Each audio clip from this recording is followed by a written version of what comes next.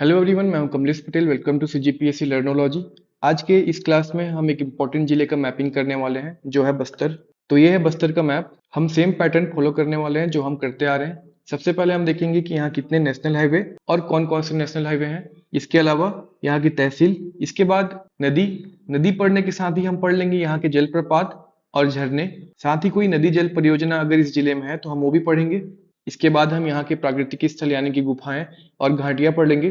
देखेंगे इस जिले में खनिज कौन से पाए जाते हैं और खनिज के साथ ही हम पढ़ लेंगे यहाँ के उद्योग। तो चलिए शुरू करते हैं। सबसे पहले हम देखेंगे मैप का एक ओवरव्यू। तो मान लीजिए ये छत्तीसगढ़ का मैप है।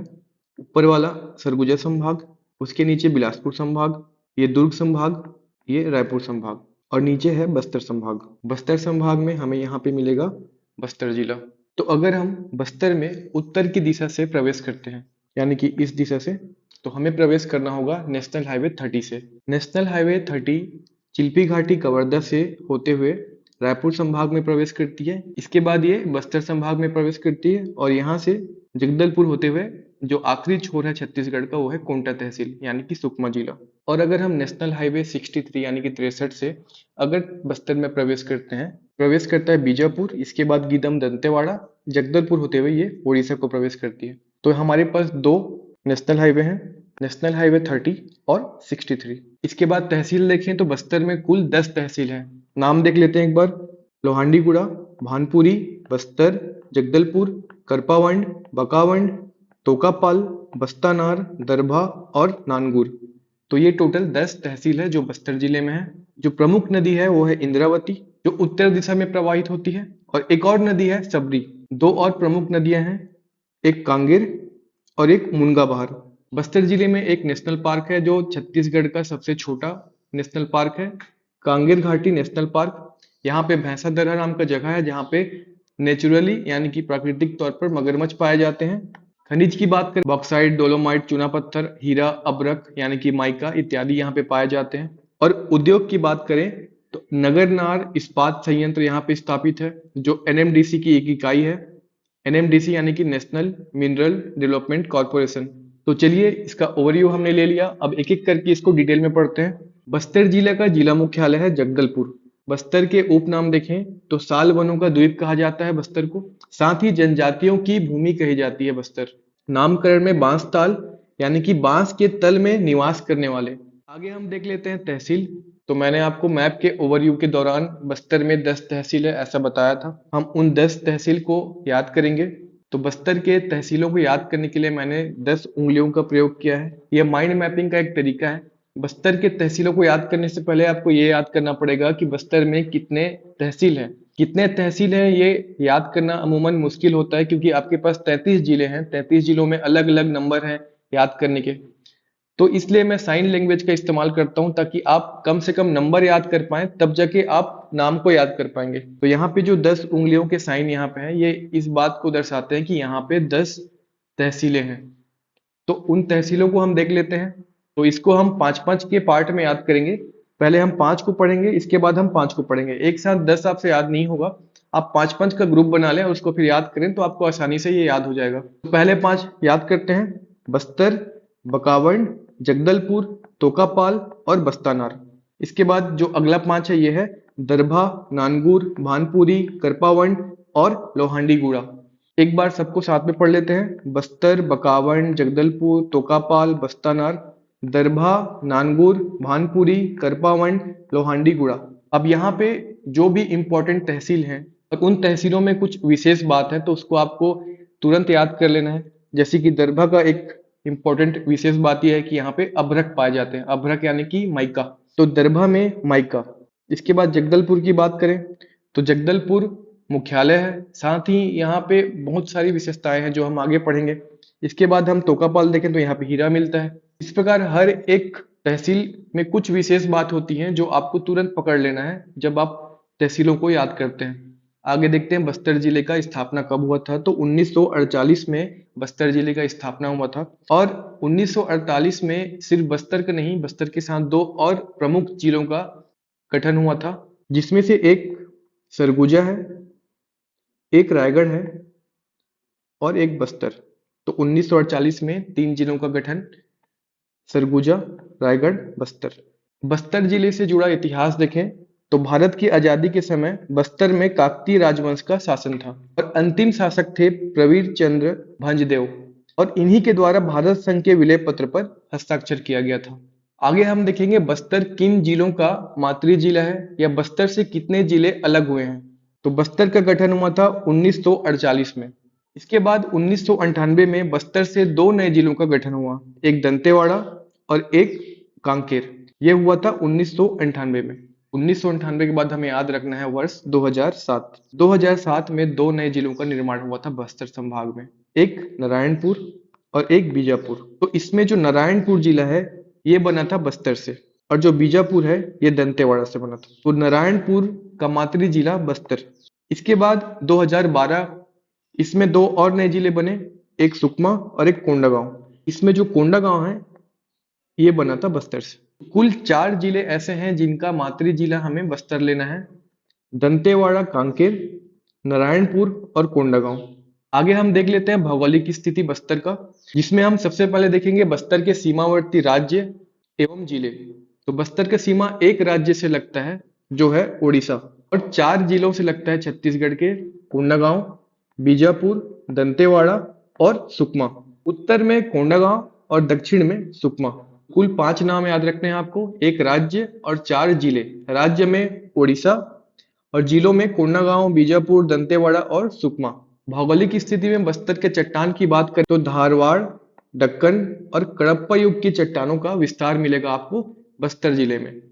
अब हम बस्तर जिले के प्रमुख खनिज देख लेते हैं। तो बस्तर में हमें हीरा, अभ्रक, डोलोमाइट, चूना पत्थर और बॉक्साइट, ये 5 खनिज प्रमुखता मिलेंगे। इनके क्षेत्र देख लेते हैं क्योंकि यहाँ से क्वेश्चन बनते हैं तो आपको पूरे के पूरे क्षेत्र जो मैं आपको बता रहा हूँ उसको याद करना है। ये नाम नंबर्स में काफी ज्यादा होते हैं इसलिए आप इसको एक पॉकेट बना लें, 3-3, 4-4 ऐसे करके पढ़ें तो ये आपको आसानी से याद होंगे। चलिए देखते हैं। हीरा मिलता है तोकापाल से, अभ्रक दरभा। मैंने आपको बताया था तहसील जब हम पढ़ रहे थे तो तोकापाल और दरभा दोनों ही तहसील हैं बस्तर के, और तहसील के विशेषता में अगर पढ़ेंगे तो तोकापाल में हमें मिलता है हीरा और दरभा में मिलेगा अभ्रक। डोलोमाइट के क्षेत्र की बात करें तो कमली तिरिया, कुरंदी जीरा गांव, टोकरी पखना और मजकोट, ये 4 नाम आपको याद रखने हैं। रिपीट करते हैं एक बार, कमली तिरिया, कुरंदी जीरा गांव, डोकरी पखना और मजकोट। इसके बाद हम देखेंगे बॉक्साइट का क्षेत्र। बस्तर में 4 क्षेत्र हैं जहां बॉक्साइट की प्राप्ति होगी, आसना, उदारवही, तारापुर और आमाबेड़ा।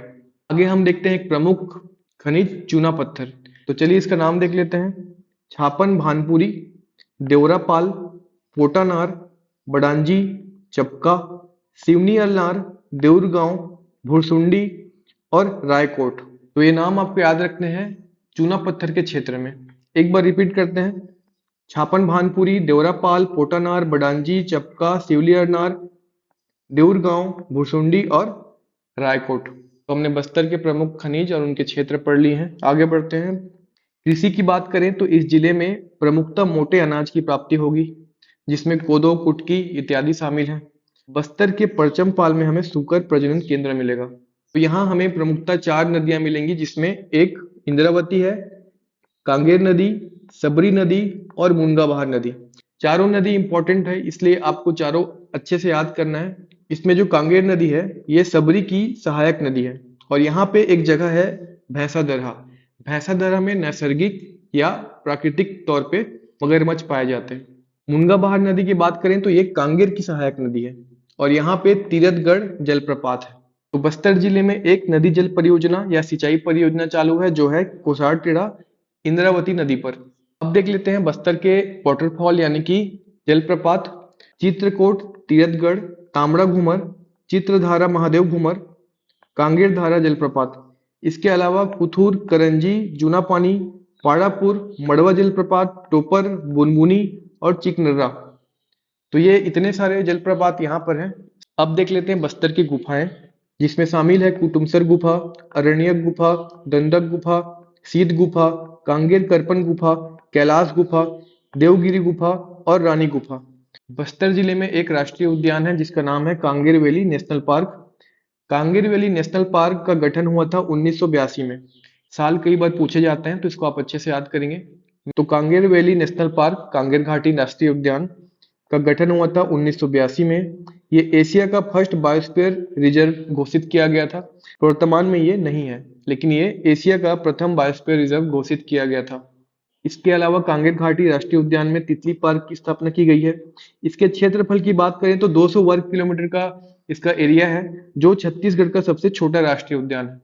कि राजकीय पक्षी पहाड़ी मैना का संरक्षण किस राष्ट्रीय उद्यान में किया जा रहा है, तो आपको लेना है कांगेर वैली नेशनल पार्क। तो भैंसादरहा कांगेर घाटी नेशनल पार्क में स्थित है। इसकी लोकेशन की बात करें तो जो बस्तर से सुकमा के बीच नेशनल हाईवे 30 है, यहाँ पे हमें मिलेगा भैंसादरहा, जो कांगेर घाटी नेशनल पार्क का ही हिस्सा है। इसके क्षेत्र की बात करें तो 4 हेक्टेयर में ये फैला हुआ है। इसकी गहराई है 20 मीटर और यहाँ पे प्राकृतिक रूप से मगरमच्छ पाए जाते हैं और यह कांगेर नदी पर है और भैंसादरहा नामक स्थान पर स्थित है। तो यहाँ पे मगरमच्छ प्राकृतिक रूप से पाए जाते हैं। तो यहाँ पर परिवहन के हमें 3 साधन मिलेंगे, एक हवाई मार्ग, एक रेल मार्ग और एक सड़क मार्ग। हवाई मार्ग में माँ दंतेश्वरी हवाई अड्डा जगदलपुर में स्थापित है। इसके अलावा रेल मार्ग की बात करें तो जगदलपुर से विशाखापट्टनम रेल मार्ग मौजूद है यहाँ पर। साथ ही यह राव घाट परियोजना का हिस्सा है, जिसमें दल्ली राजहरा को जगदलपुर से जोड़ा जाएगा। इसके अलावा हमें यहाँ पे सड़क मार्ग में 2 प्रमुख नेशनल हाईवे मिलेगा, जो हमने पढ़ा है, नेशनल हाईवे 30 और नेशनल हाईवे 63। यहाँ पर परिवहन के हमें तीनों साधन मिलेंगे। बस्तर में स्थापित उद्योग और औद्योगिक क्षेत्र को देखते हैं। तो बस्तर में हमें मिलेगा नगरनार स्टील प्लांट। इसके बारे में डिटेल देख लेते हैं। नगरनार इस्पात संयंत्र एनएमडीसी की यूनिट है। एनएमडीसी यानी कि नेशनल मिनरल डेवलपमेंट कॉर्पोरेशन। इसका जो एरिया है ये 1980 एकड़ में फैला हुआ है और यहाँ पे लोहे की चादरों का निर्माण किया जाता है। औद्योगिक क्षेत्र की बात करें तो यहाँ पे 2 औद्योगिक क्षेत्र हैं बस्तर में, एक धूरा गांव और एक कलचा।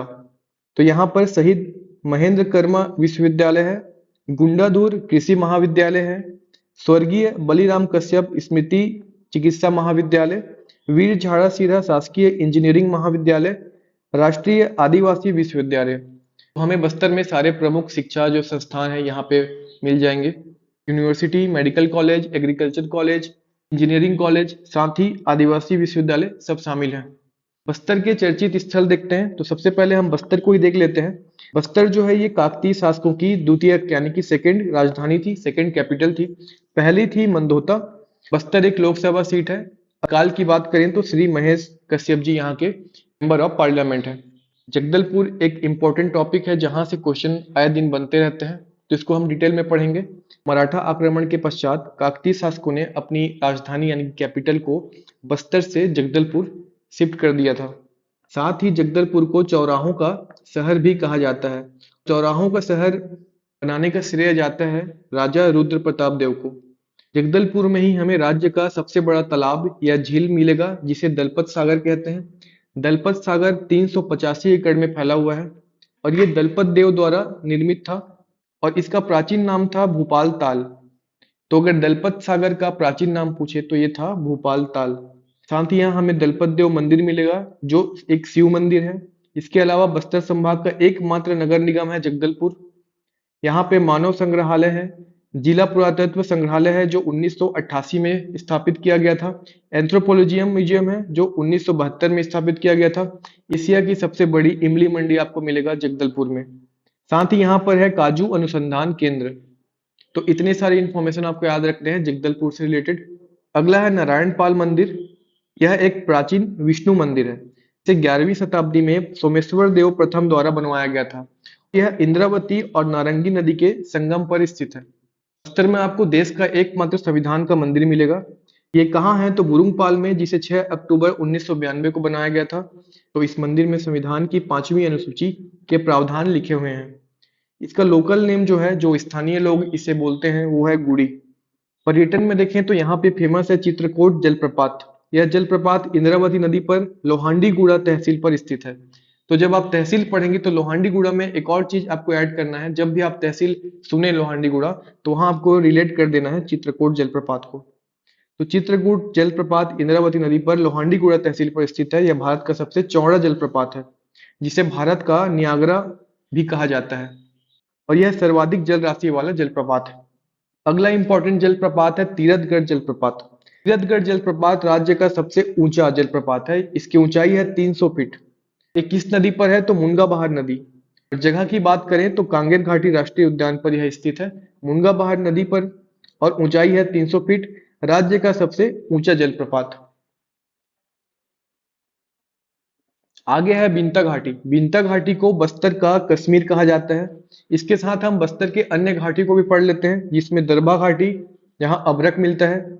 विंता घाटी, जिसे बस्तर का कश्मीर कहा जाता है। कांगेर घाटी, जहाँ पे कांगेर घाटी राष्ट्रीय उद्यान, साथ ही मुनगा बहार नदी, तीरथगढ़ जलप्रपात इत्यादि शामिल है। यहीं पे आपको मिलेगा ऐसा दरहा, यहाँ पे नैसर्गिक मगरमच्छ का निवास है। इसके अलावा है वास नदी घाटी। अब हम देखते हैं कुटुमसर गुफा के बारे में। यह गुफा गुपनसर की पहाड़ी के ढाल पर स्थित है। इसकी खोज करते हैं प्रोफेसर शंकर तिवारी, जो रायपुर के हैं। किस वर्ष खोजा गया था? तो 1951 में प्रोफेसर शंकर तिवारी द्वारा यह खोजा गया था। यह भारत की सबसे गहरी गुफा है। इसे कंपेयर किया जाता है अमेरिका के कार्ल्स वार ऑफ केव से। इस गुफा में विशेष क्या है? तो यहाँ पर प्राकृतिक रूप से बने स्टेलेक्टाइट और स्टेलेगमाइट की आकृति दर्शनीय है। स्टेलेक्टाइट क्या होता है? तो छत से लटकती हुई संरचना चूना पत्थर से निर्मित रहता है। और स्टेलेगमाइट होता है आधार पर बनी हुई संरचना, ये भी चूना पत्थर से ही बना होता है। और इस गुफा में अंधी व रंगीन मछलियां पाई जाती है, साथ ही लंबे मूंछ वाले झिंगुर भी यहाँ पाए जाते हैं। यहाँ पाए जाने वाली मछली का नाम कैपियोला शंकराई रखा गया है। और ये प्रोफेसर शंकर तिवारी के नाम पर रखा गया है, क्योंकि इनके द्वारा खोजा गया था, इसलिए ये जो कैपियोला शंकराई है, ये इनके नाम पर रखा गया है। लास्ट में हम देखते हैं बस्तर संभाग का इंपॉर्टेंट फैक्ट, जिसमें जनसंख्या, साक्षरता, लिंगानुपात इत्यादि शामिल है। तो बस्तर जिले का जनसंख्या है 8,34,000। साक्षरता दर यहाँ 53.15% है। लिंगानुपात की बात करें तो प्रत्येक 1,000 पुरुषों पर 1,017 महिलाएं। विधानसभा सीट यहाँ पे 3 है, एक जगदलपुर ग्रामीण, एक जगदलपुर शहरी और चित्रकूट। इसके अलावा बस्तर जिले में एक लोकसभा का सीट है, जिसमें हमने सब इंपॉर्टेंट फैक्ट्स को कवर कर लिए हैं। इसके बाद हम बस्तर संभाग की अन्य जिलों का मैपिंग जारी रखेंगे। Thank you.